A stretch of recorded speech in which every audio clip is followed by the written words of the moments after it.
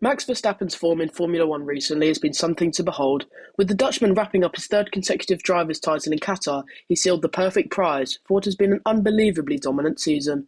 With records being broken every race, 2023 has been a season to remember for Verstappen and his team.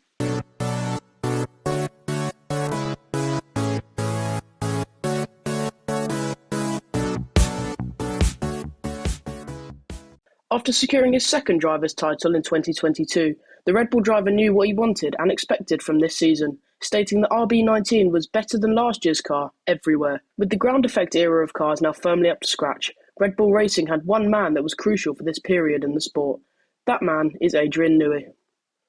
After securing their sixth constructors' title in Japan and Newey's 12th, the team from Milton Keynes were relishing the engineering masterpiece that they had created for F1 in 2023. However, it's all well and good having the machinery, but the driver in the cockpit is equally as important to make it go fast. Introducing Max Verstappen. The season started perfectly for him, with a faultless and imperious showing in pre-season testing in Bahrain. Red Bull appeared to be ahead of every team from the off, with Aston Martin and Ferrari their closest competitors. Both Verstappen and teammate Sergio Perez were happy with the car's performance, both in speed and ease of driving. This was taken into the first race weekend of the season, where Verstappen took both pole and the race win, hoping that the curse of the opening race win wouldn't come back to haunt him for the rest of his campaign. Perez finished in second to make it a Red Bull 1-2 ahead of Fernando Alonso, Aston Martin showing they were a force to be reckoned with this season. Charles Leclerc, who won in Bahrain last season, wouldn't go on to finish the race after a power unit failure, which would have helped Max and Red Bull to feel some early season comfort. The race later in Saudi Arabia would be the start of a short-lived debate as to whether Perez could mount a serious title charge against Verstappen after he took victory in Jeddah in a reversed Red Bull 1-2. The Mexican driver would then repeat this feat 2 races later in Azerbaijan to continue his strong start to the season. However, after the Baku race, Verstappen stepped it up big time. Ready? Miami, Monaco, Spain, Canada, Austria, Great Britain, Hungary, Belgium, the Netherlands, and Italy. So what do all of these have in common? You guessed it, Verstappen won them all, every single one.